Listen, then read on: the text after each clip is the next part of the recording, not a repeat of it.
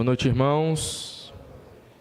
Sempre louvo ao Senhor pela oportunidade de estar aqui com os irmãos, trazendo e meditando na palavra de Deus. Irmãos, vocês já refletiram mais de uma vez, ou quantas vezes vocês fizeram isso, sobre a questão de como temos vivido ou andado neste mundo? Alguns estudos constantemente apresentados no YouTube ou Instagram, alguma rede social, mostram algumas características de efeitos manada, né? A pessoa está em um determinado ambiente, com um determinado grupo, e aquele grupo, pela maioria, tem uma certa prática, uma certa conduta, ou seguir determinado padrão. De alguma forma, a pessoa acaba sendo influenciada, e muitas vezes ela acaba até trocando as suas próprias opiniões, as suas próprias convicções, ou a sua própria maneira de se vestir, de se comportar, ou sua maneira de andar, para que ela possa, de alguma forma, ser enquadrada ou identificada, tendo uma identidade com aquele grupo a qual ela está novamente inserido. E isso acaba gerando uma nova identidade para aquele indivíduo que determinado local ou circunstância quer fazer parte daquele grupo em específico. A gente vê alguns ambientes ou filmes, como disse, ou até mesmo vídeos, né, mostrando esse experimento social. Então, isso é meio que acontece de uma forma até frequente, se você parar para pensar em pessoas que saem de um determinado ambiente, se enquadram ou se estabelecem em outro e querem estar em determinado grupo, em determinado contexto, e acabam por muitas vezes imitando práticas, pensamentos, gestos, aparência, roupa, né, vestimenta daquele grupo para se identificar ou parecer com aquele grupo. Pois bem, dentro daquilo que nós vamos ver hoje, a gente precisa ter um padrão, uma forma de andar, e devemos andar ou devemos caminhar conforme Cristo. Andem segundo Cristo. Esse é o padrão hoje que nós vamos ver lá em Efésios capítulo 4, versículo 17 ao 24. As Escrituras dizem assim: Isto, portanto, digo, e no Senhor testifico, que não mais andeis como também andam os gentios, na vaidade dos seus próprios pensamentos, obscurecidos de entendimento, alheios à vida de Deus, por causa da ignorância em que vivem, pela dureza do seu coração, os quais, tendo se tornado insensíveis, se entregaram à dissolução, para com avidez cometerem toda sorte de impureza. Mas não foi assim que aprendestes a Cristo. Se é que de fato o tendes ouvido e nele fostes instruídos, segundo é a verdade em Jesus. No sentido de que, quanto ao trato passado, vos despojeis do velho homem, que se corrompe segundo as concupiscências do engano, e vos renoveis no espírito do vosso entendimento, e vos revistais do novo homem, criado segundo Deus, em justiça e retidão, procedentes da verdade. O texto de Efésios, capítulo 4, especificamente, esse que nós lemos, ele, como eu falei já algumas vezes, a gente vem trabalhando em Efésios ao longo do tempo, né? Já estamos no capítulo 4, e boa parte daquilo que tem sido apresentado aqui pelas Escrituras, a gente começou, desde o capítulo 4, a gente começou com questões muito mais práticas. A gente trabalhou mostrando que o capítulo 1, 2 e 3 de Efésios traz todo um embasamento teórico, fundamentando doutrina, para no capítulo 4, 5 e 6 ser muito mais aplicativo naquilo que ele já definiu ou estabeleceu nos 3 primeiros capítulos de Efésios, mostrando a centralidade de Cristo no plano de Deus, mostrando que tudo converge nesse cabeça e tudo está ligado para a glória de Cristo, para a glória de Deus por meio do seu Filho. E tendo essa centralidade, nós entendemos e percebemos que a obra de Deus, seja na igreja, seja nessa edificação do corpo, aponta para a centralidade do cabeça, que é Cristo. Capítulo 1 de Efésios, assim como demais momentos da carta, é constantemente lembrado que nós estamos em Cristo. Essa expressão em Cristo aponta constantemente também a ligação do seu povo, crentes em Jesus, ao cabeça Jesus. Essa ligação faz com que todos nós, crentes em Jesus, tenhamos um vínculo, ligados, comprometidos em aliança com Cristo, o nosso Senhor, o nosso cabeça. E isso implica uma novidade de vida. Capítulo 1, versículo 1 de Efésios 4 diz: Rogo-vos, pois eu, prisioneiro no Senhor, que andeis de modo digno da vocação a que fostes chamados. O modo digno desse chamado, que aqui, pelo contexto, parece ser muito mais o chamado, como já falei quando eu preguei esse texto, um chamado a ser o crente, ser esse corpo, esse discípulo de Jesus, esse que está ligado em Cristo, fazer parte da igreja, do corpo, que esse novo homem que foi criado em Jesus, que nós vimos no capítulo 2 de Efésios. Em Cristo é a nossa paz, Jesus é a nossa paz. Por meio do seu sangue, ele criou esse novo homem, ele criou a igreja. A partir desse novo homem criado em Cristo, nós estamos ligados ao cabeça, essa instituição, esse corpo interdenominacional, sem nacionalidade específica, né? É o povo internacional, é o povo espiritual. E assim esse povo, que é a igreja, criado em Cristo, por meio da sua obra redentora na cruz, tem um vínculo, uma identidade ao cabeça, há uma centralidade de Jesus na obra de Deus, na obra redentora de Deus. Cristo é o centro, onde tudo converge para a redenção, para a glória de Deus. Mostramos, a partir desses, tem aí já vários momentos que a gente trabalhou esse tema, e aqui no capítulo 4, no versículo 17 que estou lendo, ele continua a mostrar esse modo digno, ou o modo pelo qual devemos andar. Alguns autores vão tentar interpretar esse momento, mostrando que é como se Paulo tivesse dado uma pausa do versículo 3, o versículo 2, e falado sobre um tema, e só no versículo 17 voltado a retomar essa ideia de um modo digno de se viver conforme o chamamento do Senhor. Mas não parece isso quando eu estou lendo o texto.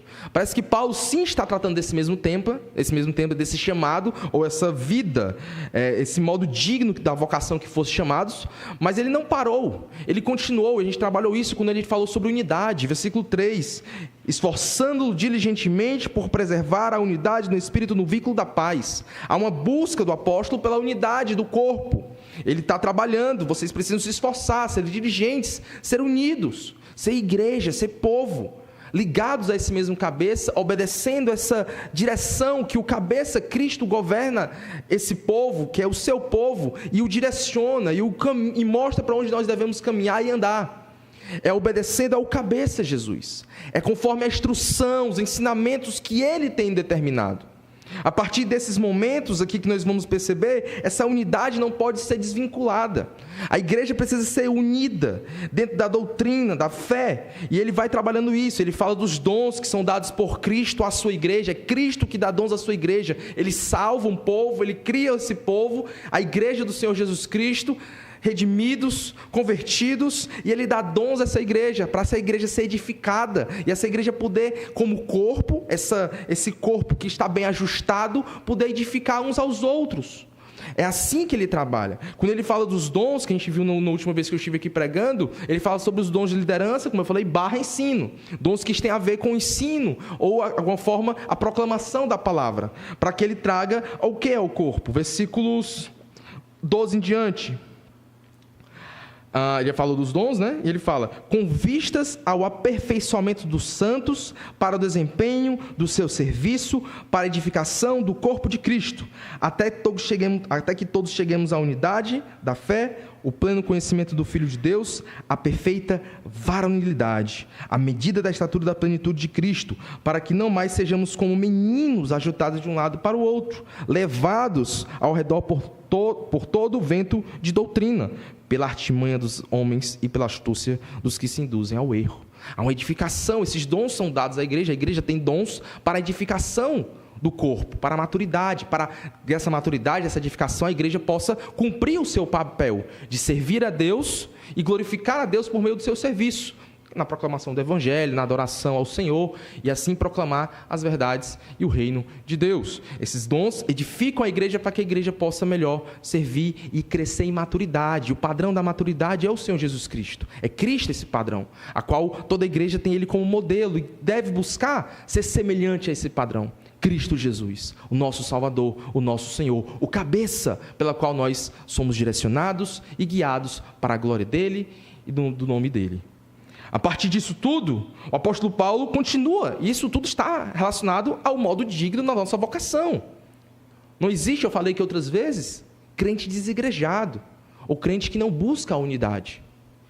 O crente, e aí eu falei também, mostrei que a unidade, esse vínculo, a igreja, é um ambiente justamente para que o crente possa exercer, como ele fala, suportar diligentemente, suportando uns aos outros, exercendo o amor, a exortação mútua e vários outros padrões que eu já falei aqui com os irmãos anteriormente, não vou ser repetitivo. Mas em tudo isso ele está trabalhando dessa mesma temática. E no versículo 17, ele volta a tratar do versículo 1, volta a apontar para isso. É todo esse grande pacote, tudo isso está relacionado ao modo digno que devemos viver do nosso chamamento, da nossa vocação para a qual fomos chamados, sendo, sim, povo de Deus, povo desse Senhor Jesus Cristo, igreja do Senhor. E aqui ele faz uma exortação, e aí a gente começa o nosso versículo. Isto, portanto, digo, e no Senhor testifico, que não mais andeis como também andam os gentios, na vaidade dos seus próprios pensamentos, obscurecidos de entendimento, alheios à vida de Deus, por causa da ignorância que vivem pela dureza do seu coração, os quais, tendo tornado insensíveis, se entregaram à dissolução, para com avidez cometerem toda sorte de impureza. Essa não é uma vida que devemos caminhar, não é a forma que devemos andar. Se o tema desse sermão é andem segundo Cristo, vivam segundo Cristo, Paulo aqui nos 3 primeiros versículos, ele começa com a forma, entendendo tudo isso que eu tenho falado até o momento, não é assim que devemos andar. Não andem assim. Este aqui não é o padrão que vocês devem seguir. E o apóstolo Paulo, mostrando esse padrão negativo, mostrando que esse não é o padrão, ele vai apresentar as formas que esse padrão negativo começa ou se estabelece. O apóstolo Paulo fala que é no Senhor que testifica, mostrando a sua autoridade, que traz esse ensinamento, essa verdade, a partir daquilo que ele entende e sabe que vem do Senhor. É na autoridade do Senhor que ele vem mostrando que esse padrão é o padrão errado. E ele diz, não mais andeis como também andam os gentios. E aí ele apresenta 3 formas aqui gerais, mas a primeira que ele tenta estabelecer e vai caindo, de forma mais gradativa, é o quê? A primeira é na vaidade dos seus próprios pensamentos. Aqui não condiz com aqueles que têm Jesus como cabeça. Se Cristo é o meu cabeça, não é nos meus pensamentos, ou na vaidade dos meus próprios pensamentos que eu vou caminhar, mas segundo, sim, o padrão que foi estabelecido por Cristo. Cristo é o cabeça, é nos pensamentos dele, é na vontade dele, é nos desígnios dele que eu vou caminhar, não é nos meus próprios. O termo vaidade é um termo que dá a ideia de vazio, futilidade, ou aquilo que não tem peso, que não tem substância, aquilo que é totalmente incipiente, ou de forma, não sei se a palavra certa seria incipiente, mas a forma que é vazio mesmo. Acho que a melhor tradução que tu poderia aplicar para isso é que não há peso, é algo vazio. E aqui ele está mostrando como caminham os que não temem a Deus, conforme os seus próprios desígnios, vivendo nas suas próprias cobiças, amando os seus próprios pensamentos. Quais são as máximas que o nosso mundo prega?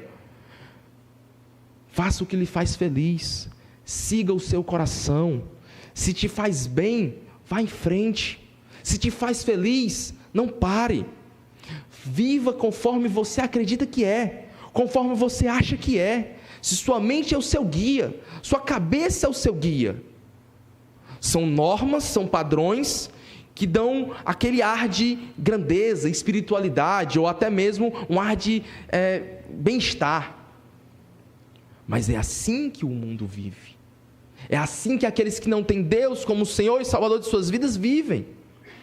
É na vaidade, é na futilidade, não há peso de eternidade, não há temor a Deus, não há aquilo que é eterno para com eles. É na vaidade, é nos seus próprios pecados, é na cobiça que assim desejam, é no que bem querem. Amam o que Deus odeia e odeiam o que Deus ama. Muitas vezes é nesses pensamentos, é nessa forma que caminham. Esse não é o padrão, essa não é a vida do cristão. A forma que eles têm caminhado é a forma dos gentios, eles são gentios, e essa forma não é a forma para que vocês andem. Não andem assim. Esses pensamentos são pensamentos próprios, no sentido de que são próprios no sentido pecaminoso, não tendo Deus como referência, não tendo o padrão do Senhor, são fúteis, não têm peso de eternidade. Não estão com a mente cravada na eternidade. Jonathan Edwards, uma vez pregando, ele fala sobre isso. Ó Senhor, grava nos meus olhos a eternidade. Os homens de Deus que andam segundo o Senhor, a sua esperança está no Senhor. Está naquilo que é eterno, nos valores eternos, os valores do reino que são sim aplicados aqui, mas que tem peso eterno. Que tem um valor além dessa vida, além dessa esfera horizontal. É assim que os homens de Deus têm que caminhar, aqueles que andam segundo Cristo. Assim, essa é a vaidade dos gentios, andando nos seus próprios pensamentos, não tendo temor a Deus, não tendo referência ao Senhor, pensamentos vazios, distantes de Deus.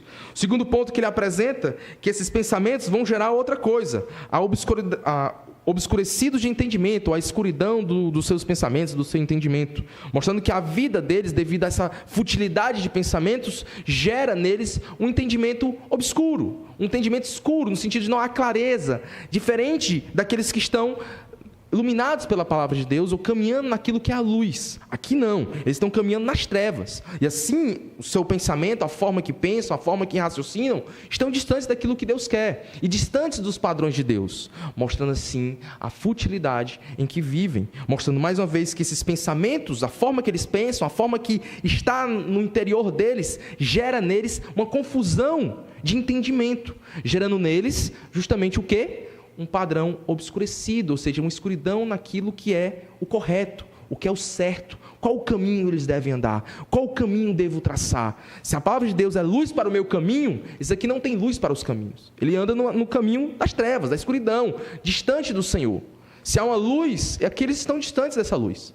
Porque justamente a luz vem da palavra, né? Vem daquilo que é ensinado pelo próprio Deus. E aqui eles não têm Deus, eles estão na vaidade dos seus próprios pensamentos, na futilidade, naquilo que é pecaminoso e distante do Senhor. O outro ponto que ele vai mostrar, que nesse mesmo versículo, é que isso mostra duas realidades daqueles que têm a mente obscurecida, ou a mente, um entendimento escurecido, ou sem luz, né? Vamos dizer o quê? Alheios à vida de Deus, e aí ele fala, pela ignorância em que vivem e pela dureza do seu coração. Alheios a Deus, distantes de Deus. Mostrando o quê? Por causa de quê? Da ignorância que vivem. A forma que vivem ignora, ou seja, a ignorância em relação àquilo que Deus quer, em relação à palavra, em relação aos ensinamentos, em relação àquilo que ele já vem mostrando da futilidade dos seus pensamentos. E aí ele mostra que há outro padrão, que é a incredulidade, um coração teimoso, um coração obstinado a fazer o mal, um coração que não se arrepende, um coração que é distante de Deus. Esses padrões mostram aqueles que não estão segundo Jesus, que caminham na vaidade de seus próprios pensamentos. E assim nós não devemos andar. E aí ele continua, os quais, tendo se tornado insensíveis, se entregaram à dissolução para cometerem com avidez cometerem toda sorte de impureza.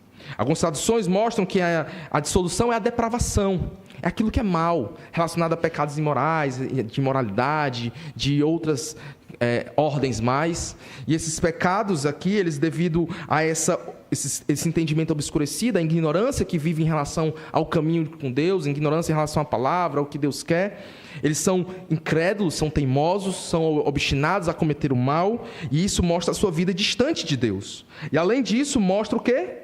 Que eles estão com avidez, ou seja, eles têm empenho em cometer o pecado. É como um profissional, alguém que com zelo comete o mal. É aquele que não só comete o mal com zelo, mas além de cometer com zelo, ele sempre quer mais. É aquele que está sempre progredindo de forma ruim.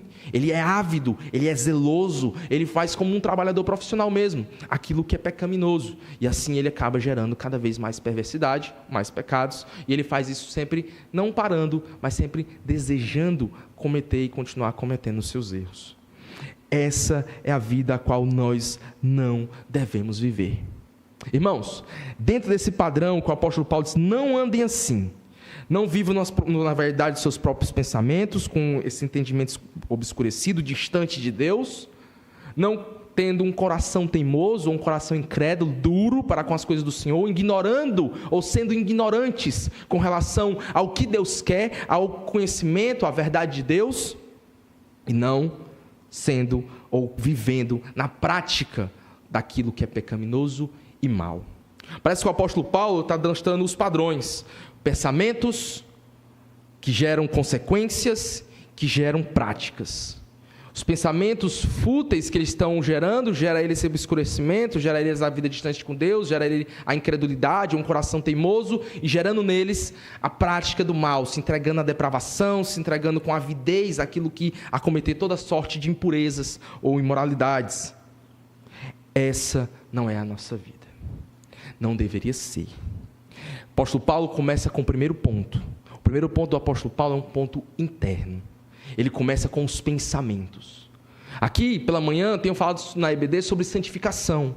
E tenho trabalhado sobre santidade. Uma das coisas que eu mais trabalho e gosto de revisar, quase toda aula eu estou falando, é que a santificação e a santidade começa no interior.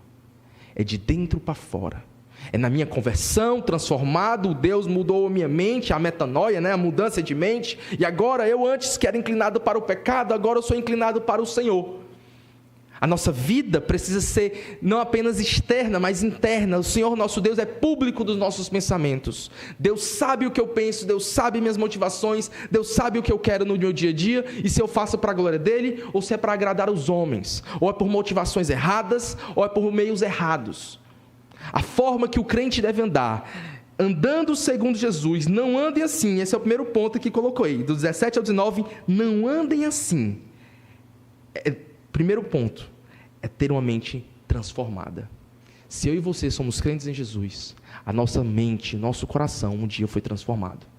Nosso Senhor Jesus Cristo, lá em Mateus, aqui mostrando nos evangelhos, ele dá 2 exemplos no capítulo 5 de Mateus, como é ruim, perigoso um coração distante de Deus, e como é dele que procedem os pecados. Lá em Mateus capítulo 15, versículo 8, ele fala, e ele citando Isaías, Mateus 15, 7 e 8, quem 7 mostra que ele está citando Isaías.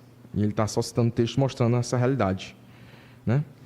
Hipócritas, bem profetizou Isaías a vosso respeito, dizendo, este povo me honra com os lábios, mas o seu coração está longe de mim.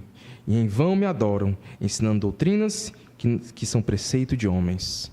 Aí um pouco na frente, no próprio capítulo ainda, versículos 17 e 18 e 19, perdão. Mas o que sai da boca vem do coração, e é isso que contamina um homem. 19, porque do coração procedem maus desígnios, homicídios, adultérios, prostituição, furtos, falsos testemunhos blasfemos. São essas coisas que contaminam o homem, mas o comer sem lavar as mãos não contamina o homem. São exemplos, há outros textos, o Sermão da Montanha também mostra, que o homem que deseja a mulher no coração já adulterou com ela, e pecou. São alguns exemplos que mostram que Deus quer um coração puro, uma mente transformada, pensamentos que não são assim, vividos na própria vaidade, na futilidade de seus próprios pensamentos, mas pensamentos corretos, santos, buscando glorificar a Deus em tudo que fazemos. Em Colossenses capítulo 3, capítulo 3. Você abriu o 3 aqui, mas não o 3 não. O apóstolo Paulo, na carta de Paulo aos Colossenses, perdi o versículo aqui que eu estava marcado, mas ele fala que pensai nas coisas que são do alto, versículo 2, capítulo 3, versículo 2, está certo. Pensai nas coisas lá do alto, não nas que são da terra. O apóstolo Paulo, por várias vezes, enfatiza isso. Essa ênfase, em Filipenses também, naquilo que é louvável, naquilo que é bom, naquilo que é santo. Ele apresenta essa prática da mente que visa, que tem uma perspectiva eterna, onde o padrão e os valores do reino são o padrão para que nós venhamos a ter os pensamentos, a mente transformada, pensando naquilo que é santo, justo e bom, naquilo que glorifica a Deus.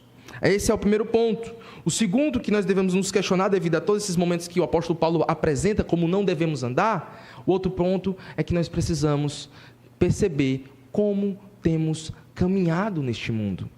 Como as pessoas vão conseguir testemunhar a respeito de nós. Como é que eu caminho e a minha prática, a minha vida tem demonstrado como eu tenho andado, qual é o padrão. Aquele exemplo que eu citei aqui, antes de começar o sermão, é um exemplo que é perigoso.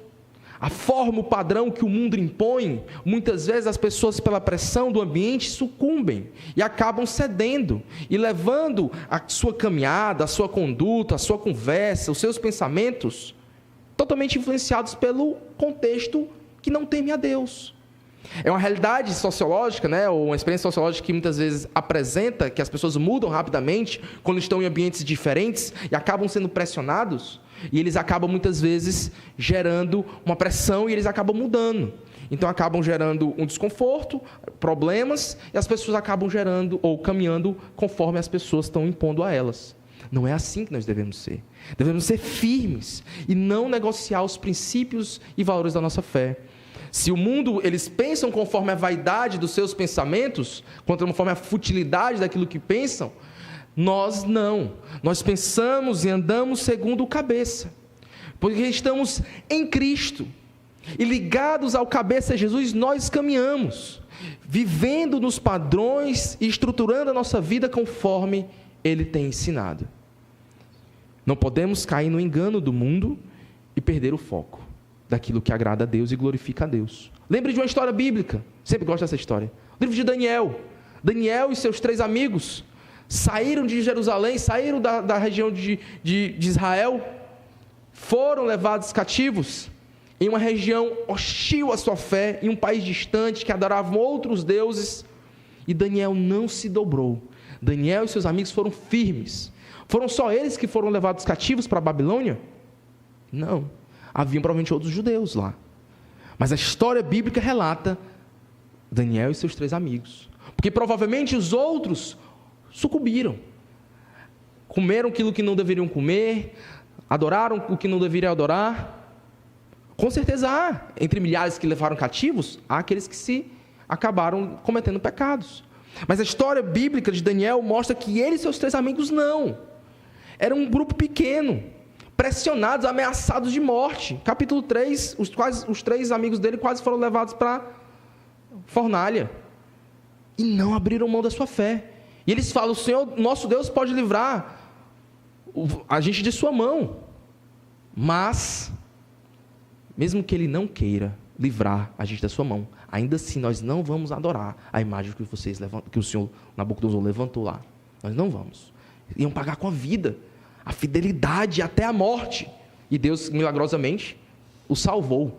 É fácil na história bíblica quando a gente lê, porque na história bíblica quando a gente lê, a gente sabe o final. Mas eles, quando estavam passando pelo momento, eles não sabiam se Deus realmente ia os livrar. Tinham confiança e fé que poderia, mas também sabia que Deus poderia não os livrar.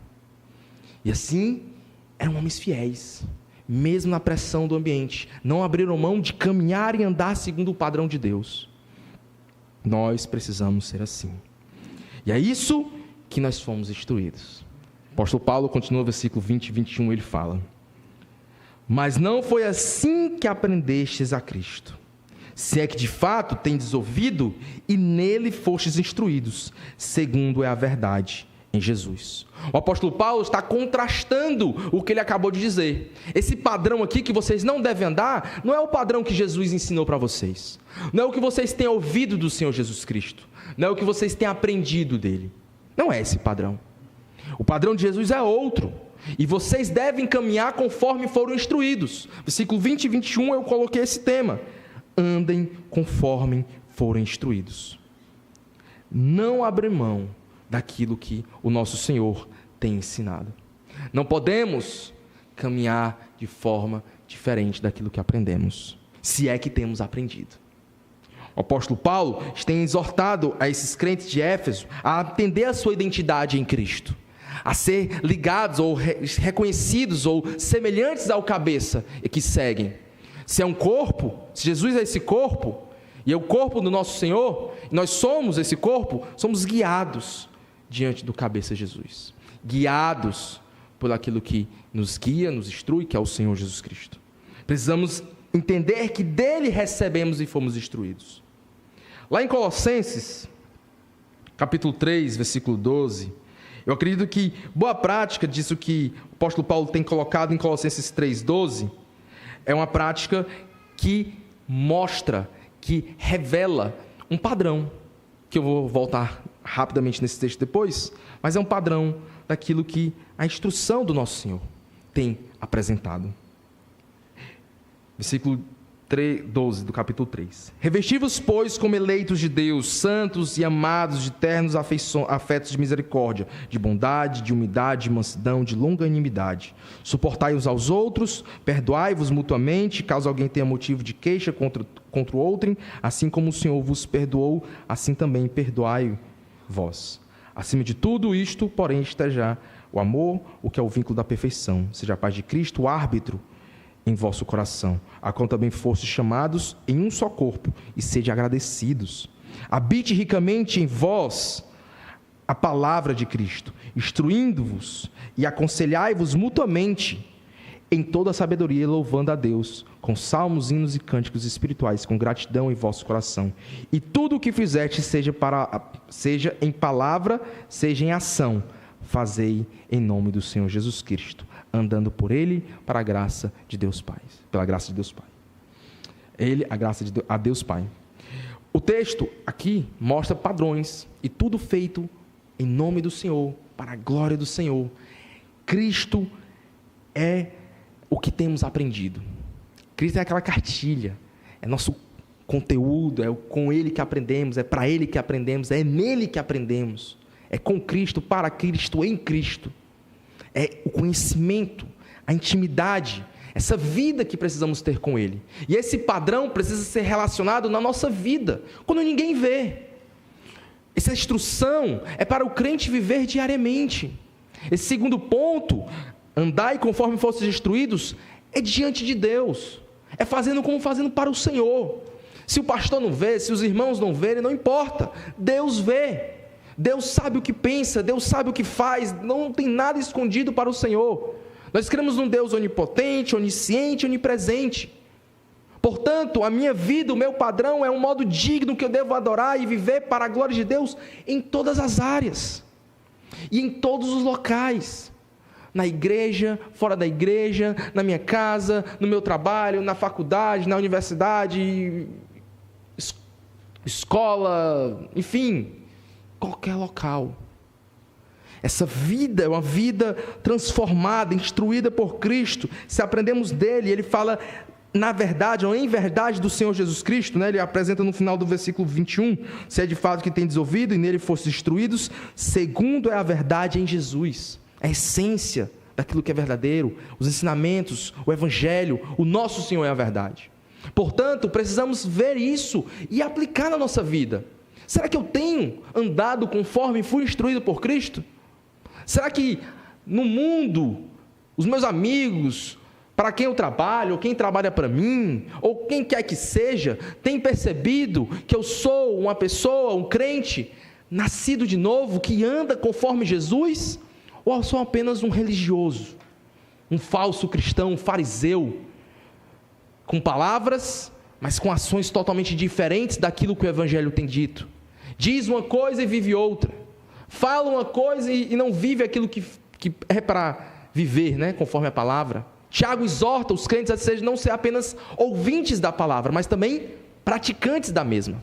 Os termos que o apóstolo usa aqui de ouvintes e instruídos remete tanto à pregação que foram expostos e assim provavelmente creram e se converteram ao Senhor Jesus Cristo, como também à instrução, o detalhamento, aquilo que foi trabalhado e aprendido, e assim eles puderam entender a verdade e compreender aquilo que precisa ser dito e vivido. Desde o primeiro versículo que eu li aqui, versículo 17 especificamente, há um padrão que também eu citei já e cito várias vezes. Não nego a ninguém, eu gosto muito da literatura puritana. E entre as muitas coisas que os puritanos falam, e eu gosto muito desse lema deles, é: doutrina é vida. Eles não estão errados. Aquilo que os indivíduos pensam e o que preenche sua mente e aquilo que você alimenta, normalmente é o que você pratica no seu coração, na sua vida, diariamente. A boca fala do que o coração está cheio. Você vive, como Jesus falou, o coração está cheio de pecados e tal. E isso dali procedem os maus desígnios, os homicídios, aquilo que é mal, aquilo que é ruim. Se a sua mente é instruída e cheia da palavra de Deus, a sua ação, a sua prática, aquilo que deseja, aquilo que motiva você, também vão ser coisas eternas, padrões eternos, vindas da palavra de Deus. Precisamos lembrar disso. Precisamos nos revestir constantemente do conhecimento correto. Andar segundo Cristo é andar em conformidade à sua palavra. Não distante dela, não contra ela, nela. E tão somente nela. É a palavra, só a Escritura, somente a Escritura. É a Bíblia, nossa regra de fé e prática. A autoridade divina, palavra de Deus nas nossas vidas. E útil para a nossa vida. Para a repreensão, correção, na justiça e tudo mais, como diz lá 2 Timóteo 3,16. Lembre-se disso. E por último, para a gente ir já caminhando para o nosso final, versículo 22 ao 24. Sejam o novo homem. No sentido de que, quanto ao trato passado, vos despojeis do velho homem, que se corrompe segundo as concupiscências do engano, e vos renovais no espírito do vosso entendimento, e vos revistais do novo homem, criado segundo Deus, em justiça e retidão procedentes da verdade. Aqui, o apóstolo Paulo fala daquilo que ele já está contrastando do que ele falou no versículo 17. Despojai-vos do velho homem. A ideia de tirar, se despir desse homem. A expressão provavelmente não está dizendo que esse velho homem foi extinto, mas que ele foi deixado de lado, ali. Mas ele constantemente precisa, a intenção pela palavra e pelo contexto, é que constantemente precisamos estar tendo atenção para que não venhamos a nos revestir do velho homem, esse velho homem que vai pelo engano das suas próprias concupiscências, pelo seu engano do seu pecado. Paulo está apresentando um quadro que apresenta como os Efésios eram. Vamos para o capítulo 2. O apóstolo Paulo já falou isso, eu já tratei isso também com os irmãos. Ele fala no versículo 1 do capítulo 2. Ele vos deu vida, vós estando vós mortos nos vossos delitos e pecados, nos quais andastes outrora, segundo o curso deste mundo, segundo o príncipe da potestade do ar, e o espírito que atua nos filhos da desobediência, entre os quais também todos nós andávamos outrora, segundo as inclinações da nossa carne, fazendo a vontade da carne e dos pensamentos, e éramos por natureza filho da ira, como também os demais. Está aqui. O homem perdido, aquele que ele está citando ali no capítulo 4, se apresenta aqui. É assim que os gentios vivem na carne. É assim que os efésios estavam vivendo. E assim eles foram tirados dessa realidade, convertidos, transformados, e agora estão em outra realidade. O velho homem morreu, agora é novo. Há uma conversão. Quando há uma conversão, há um novo nascimento. E esse novo homem, ele tem um padrão, ele tem a instrução do Senhor Jesus Cristo, que é ouviram do Evangelho e aprenderam dessa verdade. Vamos para Romanos, capítulo 6, versículo 6, mostra um pouco dessa realidade, desse velho homem que foi morto ali, ou crucificado, ou deixado, em certo sentido, ali de lado, despido, tirou essas vestes do velho homem. Mas ela não foi extinta. Ela é uma veste que tem que sempre estar tendo o cuidado, para não voltar a estar revestido delas. 6,6, Romanos 6,6 diz: sabendo isto, que foi crucificado com ele o nosso velho homem, para que o corpo do pecado seja destruído e não sirvamos mais o pecado como escravos. Então, o velho homem, escravo do pecado; novo homem, não mais escravo do pecado, agora escravo de Cristo. Colossenses 3,9, os irmãos que possam também abrir em Colossenses 3,9, a gente estava em Colossenses nesse momento, mas 3,9 também faz uma referência a esse despisse do velho homem, provavelmente a passagem referente a Efésios, porque foram escritas muito próximas, Então, é uma palavra que refere bastante, bem paralelo ao que Paulo fala em Efésios. Colossenses tem bastante textos, que é bem paralelo com Efésios.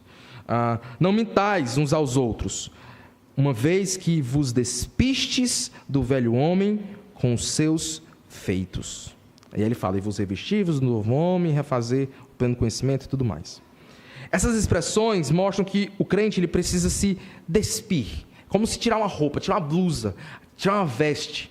E não mais estar com essa forma de vestimenta do velho homem. Despojai-vos desse velho homem que se corrompe segundo as concupiscências do engano. Os pensamentos vaidosos, os pensamentos da carne, como ele fala em Efésios 2, que a gente acabou de ler, como ele falou agora no versículo 17, da futilidade dos seus próprios pensamentos. Esse engano, essa concupiscência, esses desejos do engano, da mentira, do pecado, daquilo que vem sendo demonstrado já desde o primeiro versículo aqui 17 que a gente leu. É desse que nós precisamos nos despor, ou seja, despir, tirar, e não mais andar como andava antigamente, não mais viver dessa forma, mas pela renovação do entendimento, ou seja, um entendimento renovado pelo Espírito. Esse Espírito aqui é referência ao Espírito do homem, ou seja, e vos renoveis do Espírito do vosso entendimento, e vos revistais do novo homem. A renovação do Espírito do entendimento.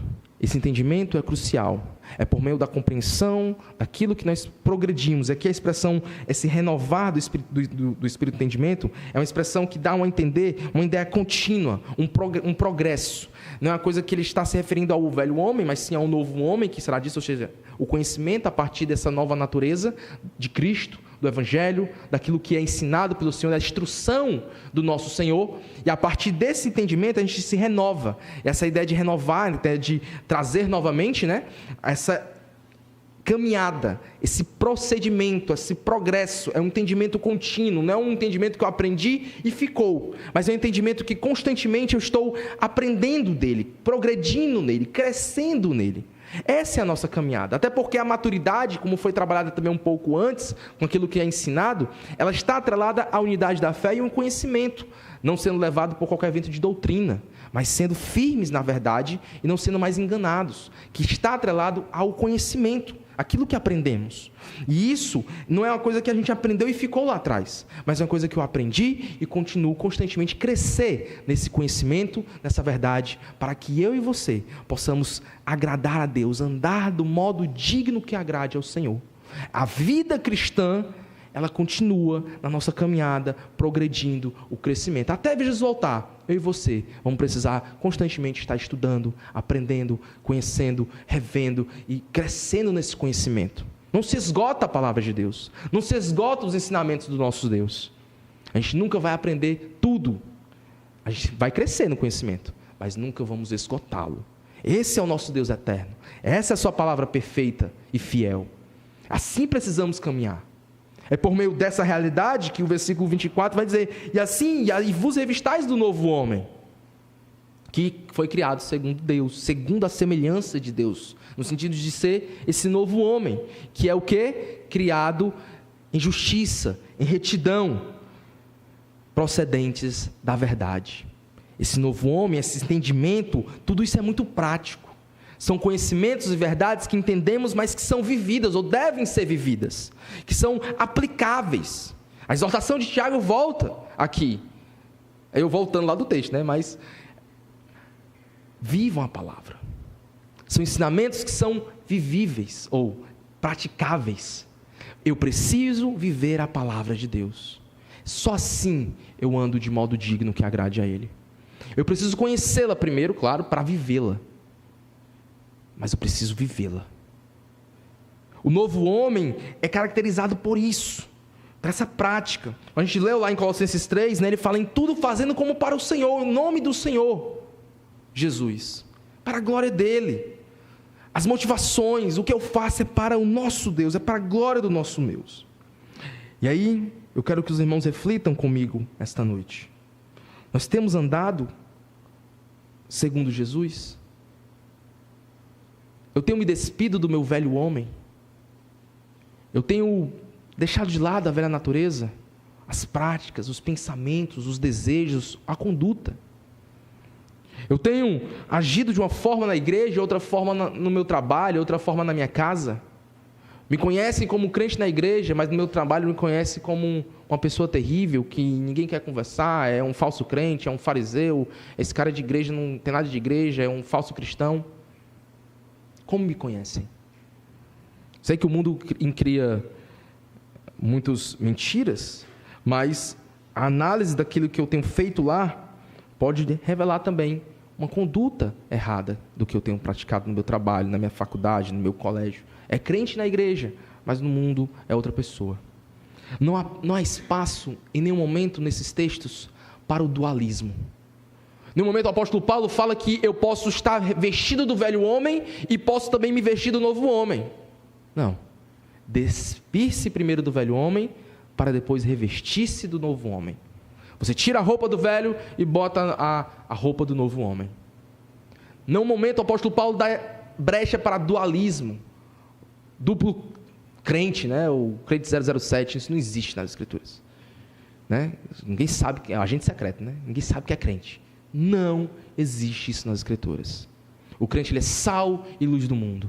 Ele é luz nesse repleto do mundo. Ele reflete o seu cabeça, que é Jesus. Ele vive uma vida que tem que agradar ao Senhor.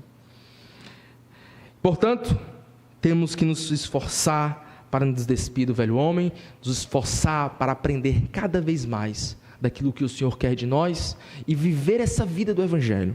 E para encerrarmos, lá no capítulo 2 de Efésios, eu falei desse velho homem que vive dessa forma, né, na vaidade dos seus pensamentos, né, conforme os padrões do mundo, agradando o príncipe da potestade do ar, né, como fala Efésios 2 aqui. E aí ele fala que fomos salvos por Jesus, um pouco depois desse capítulo 10. Lá no versículo 12, ele está apontando justamente esses gentios na carne, que estão vivendo na futilidade de seus pensamentos, na incredulidade, entregues à depravação, entregues à imoralidade, vivendo uma vida totalmente distante do Senhor, onde seus pensamentos, as suas motivações, as suas ações, tudo estão em contrário à palavra de Deus. O novo homem, ele é o oposto daquilo. Ele não vive mais na vaidade dos seus pensamentos, agora ele vive a vontade de Deus. Ele vive os pensamentos ou os desígnios de Jesus. Ele não está mais entregue à depravação, nem à incredulidade, enfim.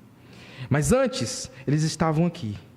No versículo 12 de Efésios 2. Naquele tempo, estavam-se em Cristo, separados da comunidade de Israel e estranhos às alianças da promessa, não tendo esperança e sem Deus no mundo. Os gentios na carne viviam assim. E todos nós, antes de nos converter, éramos aqui, sem Cristo, sem Deus, sem esperança. Essa é a realidade. Mas em Cristo, nascidos de novo, isso tudo muda. Agora nós temos Cristo, nós temos esperança, nós temos Deus.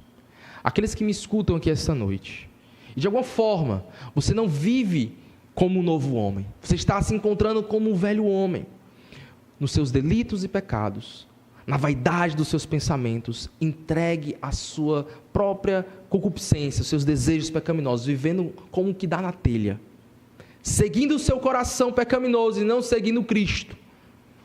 Eu chamo você hoje mais uma vez ao arrependimento. Saia dessa condição aqui. Você está sem Cristo, sem Deus e sem esperança, distante das alianças do Senhor, caminhando a passos largos para o inferno. A você eu chamo: arrependa-se e crê em Jesus enquanto ainda é tempo, para que você saia dessa condição e venha fazer parte da família de Deus e ser ligado ao cabeça Jesus, estando em Cristo.